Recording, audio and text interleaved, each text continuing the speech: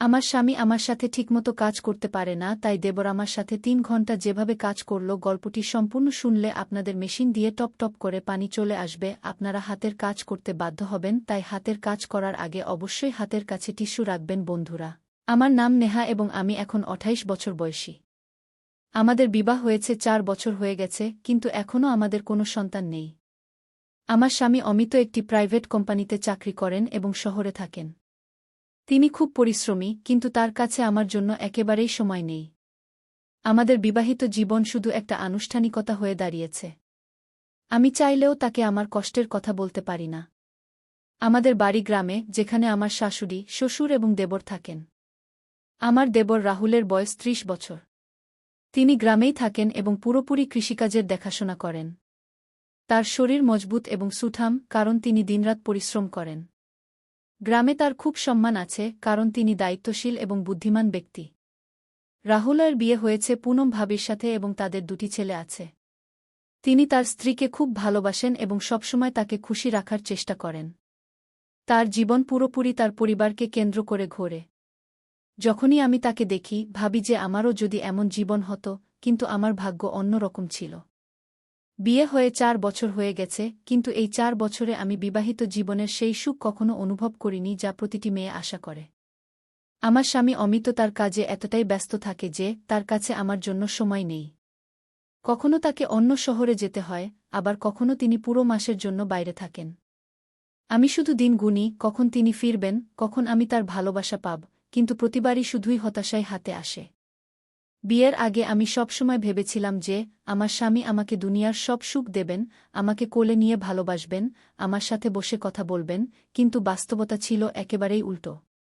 রাতে যখন আমি বিছানায় একা থাকি, তখন নিঃসঙ্গতা আমাকে কাটতে দৌড়ায়। মন চায় কেউ থাকুক যে আমার মাথায় ভালোবাসা ভরা হাত রাখবে, যে আমার চোখের দিকে তাকিয়ে আমার কষ্ট বুঝবে, কিন্তু এমন কেউ ছিল না। অন্যদিকে যখন আমি দেবরকে দেখি, তখন আমার মনে অদ্ভুত অনুভূতি জন্ম নেয়। তিনি একজন আদর্শ স্বামী, তার স্ত্রীর সব রকম যত্ন নেন। ভাবির ছোটবড় সব প্রয়োজনের খেয়াল রাখেন। ক্ষেতের কাজে যতটুকু সময় পান তা পরিবারটির সাথে কাটান।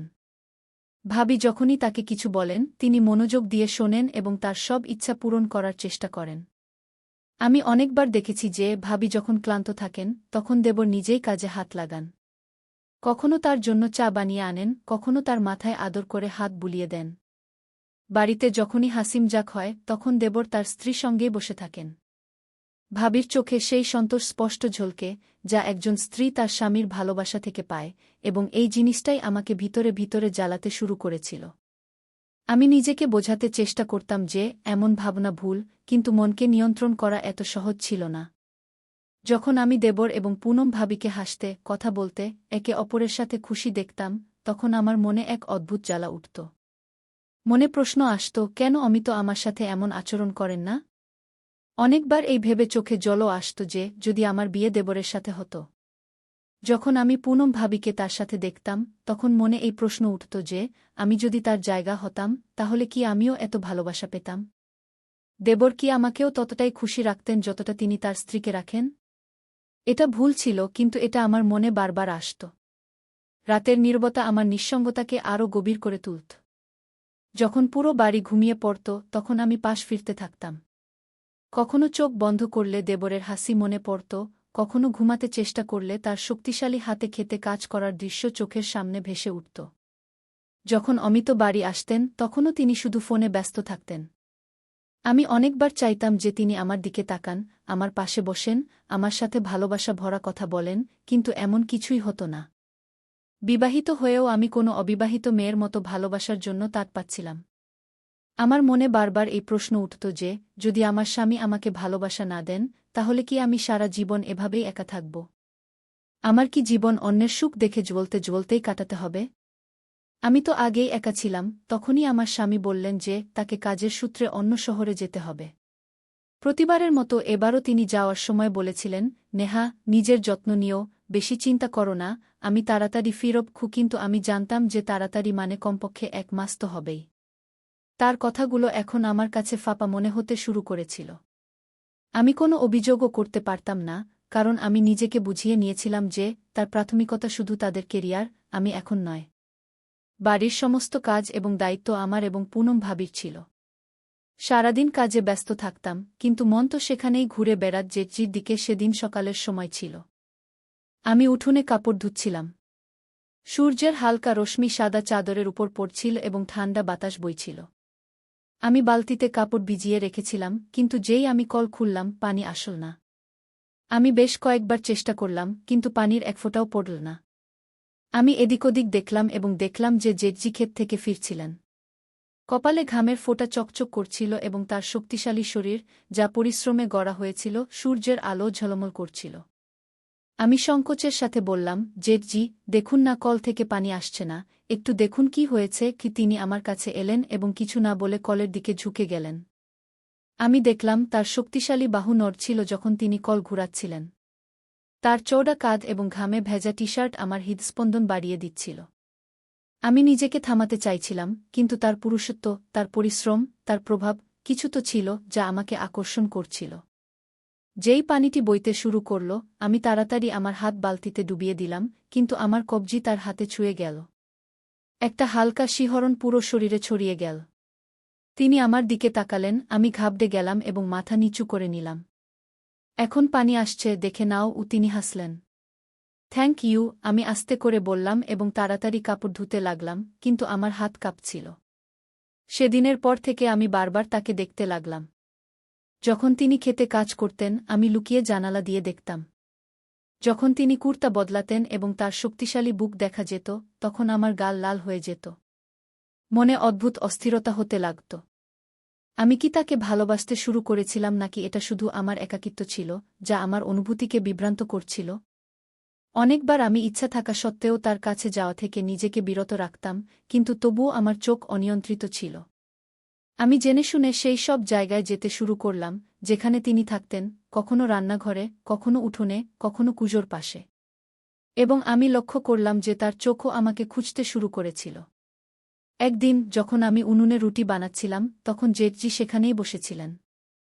আমি হালকাভাবে আটায় মাখা হাত আমার চুলে বুলিয়ে দিলাম এবং আমার বেনি খুলে গেল। চুল আমার কোমরে পড়ে গেল। আমি দেখলাম তার চোখ আমার উপর স্থির হয়ে গেছে। আমার হৃদয় জোরে ধড়ফড় করতে লাগল। আমি জেনে শুনে আমার ওড়না ঢিলা করে দিলাম, যাতে আমার কাঁধ হালকাভাবে দেখা যায়। আমি ভাবলাম দেখি তার চোখে কোনো পরিবর্তন আসে কিনা এবং তার চোখে একটা গভীর চমক ছিল। তিনি তার চোখ সরানোর চেষ্টা করলেন, কিন্তু পারলেন না। সেই সন্ধ্যায় বৃষ্টি হচ্ছিল। আমি ছাদ থেকে কাপড় নামাতে গেলাম। তখনই বিদ্যুৎ চমকাল এবং আমি ভয়ে পিছনে সরে গেলাম। পিছলে পিছলে আমি পড়তেই যাচ্ছিলাম যে একটি শক্তিশালী হাত আমাকে ধরে সামলে তার ভারী কণ্ঠস্বর আমার কানে পড়ল। আমি উপরে তাকালাম, জেঠজি আমার খুব কাছে দাঁড়িয়েছিলেন। তার হাত এখনও আমার কোমরে ছিল। তার শরীরের উষ্ণতা অনুভব করা যাচ্ছিল। তার চওড়া বুক থেকে আসা হালকা ঘামের গন্ধ অদ্ভুতভাবে ভাল লাগছিল। আমি কিছু বললাম না। তিনিও তার পাক শিথিল করে দিলেন, কিন্তু আমাদের চোখ একে অপরের থেকে সরছিল না। সেই মুহূর্তে আমি বুঝতে পারলাম যে এটা শুধু আকর্ষণ ছিল না, আমার হৃদয় কবেই তার সীমা ছাড়িয়ে গিয়েছিল। সেদিনের পর থেকে কিছু বদলে গিয়েছিল, বা হয়তো আমিই বদলে গিয়েছিলাম। আগে যেখানে আমি আমার স্বামীর ভালোবাসার জন্য তর্ষে থাকতাম, এখন আমার চোখ অন্য কাউকে খুঁজতে শুরু করেছিল। আমি চাইলেও তাকে উপেক্ষা করতে পারছিলাম না। তার শক্তিশালী দেহ, তার গভীর চোখ, তার আপনত্ব, সবকিছু আমাকে তার দিকে টানছিল। তিনি আগেও একই রকম ছিলেন, কিন্তু আমি প্রথমবারের মতো তাকে এই দৃষ্টিতে দেখছিলাম। মনে প্রশ্ন উঠছিল, এটা কি শুধু আমার একাকিত্বের প্রভাব ছিল, নাকি সত্যিই আমার হৃদয়ে তার জন্য কোনো বিশেষ জায়গা তৈরি হয়েছিল? আমি এই প্রশ্নগুলোর সাথে লড়াই করতাম, কিন্তু উত্তর কখনো পরিষ্কার হতো না। যখনই আমি নিজেকে বোঝাতে চেষ্টা করতাম, কোনো না কোনো ঘটনা আমাকে আবার সেই মোড়ে নিয়ে আসত, যেখানে আমার হৃদস্পন্দন দ্রুত হয়ে যেত। এখন আমি চাইতাম যে জেঠজি আমার সাথে কথা বলুন, আমি চাইতাম যে তিনি আমার দিকে তাকান, আমার যত্ন নেন যেমন তিনি ভাবির নিতেন। কিন্তু তিনি তো আমার সাথে তেমনি আচরণ করতেন, যেমন আগে করতেন, সম্মান এবং মর্যাদার সাথে। এই বিশ্বাসটাই আমাকে আরও অস্থির করে তুলছিল। আমি তার কাছে শুধু তার ছোট ভাবি ছিলাম, এর বেশি কিছু নয়। কিন্তু আমি এখন শুধু তার ছোট ভাবি হয়ে থাকতে চাইতাম না। অনেকবার আমি চেয়েছিলাম যে তাকে কিছু বলি, কিন্তু বলতাম কি? আমি তাকে বলতে পারতাম যে আমার মন তার দিকে টানছে। একটি সন্ধ্যায় আমি উঠোনে একা বসেছিলাম। জেঠজি কাছেই চেয়ারে বসে তার ফোনে কিছু দেখছিলেন। পরিবেশ শান্ত ছিল, কিন্তু আমার মনে অস্থিরতা চলছিল। আমি বহুবার চেয়েছিলাম তাকে কিছু বলতে, কিন্তু আমার ঠোঁট কিছু বলার আগেই কাঁপতে শুরু করত। হঠাৎ তিনি আমার দিকে তাকালেন এবং বললেন, "কি হয়েছে, নেহা? তুমি কি কিছু বলতে চাইছ?" তার কণ্ঠে সেই একই আপনত ছিল যা সবসময় থাকত। আমার মনে হলো এখন সময় এসেছে, এখন আমার মনের কথা বলে দেওয়া উচিত। আমি সাহস জোগাড় করলাম। আমি ধীরে বললাম, "জেঠজি, আপনি খুব ভালো।" তিনি একটু চমকে উঠলেন, তারপর হালকা হাসি দিয়ে বললেন, "আরে, এটা তো আমি আগে থেকেই জানতাম, কিন্তু আজ হঠাৎ এই প্রশংসা কেন?" আমি চোখ নামিয়ে নিলাম। আমি তাকে সব কিছু বলতে চেয়েছিলাম, যে আমি তার কাছে আসতে চাই, যে যখন তিনি আমার আশেপাশে থাকেন তখন আমি এক অদ্ভুত শান্তি পাই, যে যখন তিনি মাঠে কাজ করেন তখন আমি তাকে লুকিয়ে লুকিয়ে দেখি, যে যখন তিনি আমার কবজি ছুঁয়েছিলেন তখন থেকে আমার হৃদয় বেকাবু হয়ে গেছে। কিন্তু আমি কিছুই বলতে পারলাম না, শুধু হালকা হাসি দিলাম। জেঠজির প্রতি আমার আকর্ষণ এখন একটি খোলা রহস্যের মতো ছিল, অন্তত আমার হৃদয়ের কাছে। যখনই আমি তাকে দেখতাম হৃদয়ে অদ্ভুত চাঞ্চল্য হতো। তার কণ্ঠস্বর, তার হাসি, তার মাঠে কাজ করা, সবকিছু আমাকে তাকে আরও টানছিল। কিন্তু এই আকর্ষণ একতরফা ছিল। জেঠজি হয়তো কখনো অনুভব করেননি যে তার ছোট বৌদি তাকে এভাবে দেখেন। তার কাছে আমি শুধু পরিবারের একজন ছিলাম, শুধু অমিতের স্ত্রী। তিনি কখনো এমন কিছু করেননি যাতে মনে হয় যে তিনিও আমার সম্পর্কে কিছু ভাবেন, এবং এই বিশ্বাসটাই আমাকে আরও অস্থির করে তুলছিল। তারপর সেই দিন এল যখন অমিত 1 মাস পর বাড়ি ফিরলেন। আমি ভেবেছিলাম যে আগের মতো এবারও তিনি শুধু তার কাজের কথা বলবেন এবং আমাকে উপেক্ষা করবেন, কিন্তু এবার কিছু বদলে গেছে বলে মনে হল। বাড়িতে ঢুকেই তিনি জিনিসপত্র রাখলেন এবং সোজা আমার দিকে এলেন। "কেমন আছো, নেহা?" তার কণ্ঠে আগের মতো শীতলতা ছিল না। তার মুখে সেই পুরানো ভালোবাসা ফিরে এসেছিল, যা আমি বিয়ের শুরুর দিনগুলিতে দেখেছিলাম। আমি হালকা হাসি দিয়ে বললাম, "ভালো আছি। আপনি কেমন আছেন?" আমি আশা করিনি যে তিনি আমার কাছে এসে আমার হাত ধরবেন, কিন্তু তিনি তাই করলেন। তার স্পর্শ আলাদা ছিল, আগের মতো নয়, বরং আরও গভীর, আরও সত্য। "নেহা, আমি জানি যে আমি তোমাকে আগের মতো সময় দিতে পারিনি, কিন্তু এখন আমি চেষ্টা করব।" আমার হৃদয় ধড়ফড় করে উঠল। একই সেই অমিত ছিলেন যার অনুপস্থিতি আমাকে অন্য কারো দিকে টেনে নিয়েছিল। এখন আমার সামনে দুটি পথ ছিল, একটি যা আমি এতদিন ধরে দেখছিলাম, অর্থাৎ জেঠজি, এবং অন্যটি যা আমি কখনো গ্রহণ করিনি, অর্থাৎ অমিত। আমার হৃদয়ে চাঞ্চল্য শুরু হল। আমি কি এখনও জেঠজির জন্য একই অনুভূতি রাখি?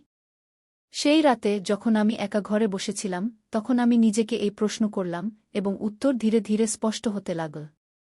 যখন আমি আমার জীবনকে ভালো করে দেখলাম, তখন অনুভব করলাম যে জেঠজির প্রতি আমার আকর্ষণ ভালোবাসা ছিল না, বরং শুধু একটি অপূর্ণ চাহিদা ছিল, সেই চাহিদা যা আমি আমার স্বামীর মধ্যে দেখতে চেয়েছিলাম, কিন্তু কখনো দেখতে পাইনি।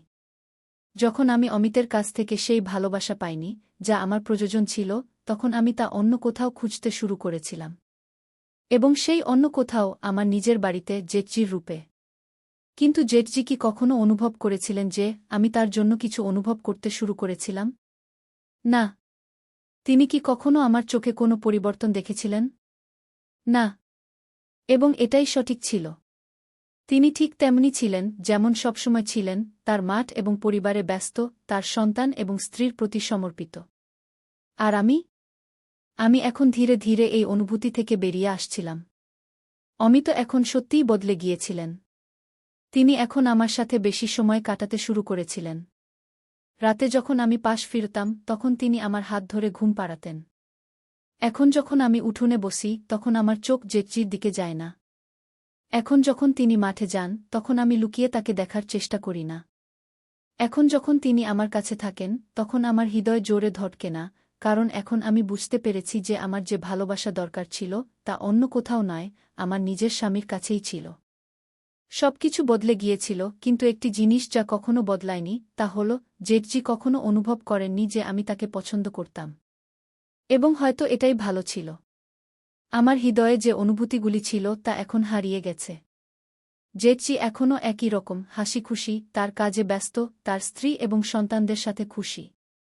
আমি এখনও সেই একই বাড়িতে আছি, কিন্তু এখন আমার মনোযোগ শুধু আমার স্বামী এবং আমার বিবাহে। কখনো কখনো কিছু ভালোবাসা শুধু অনুভূতি হয়ে থাকে, কাউকে জানানো ছাড়াই। তো বন্ধুরা, একজন নারীর জন্য ভালোবাসা শুধু একটি অনুভূতি নয়, বরং তার পুরো বিশ্ব।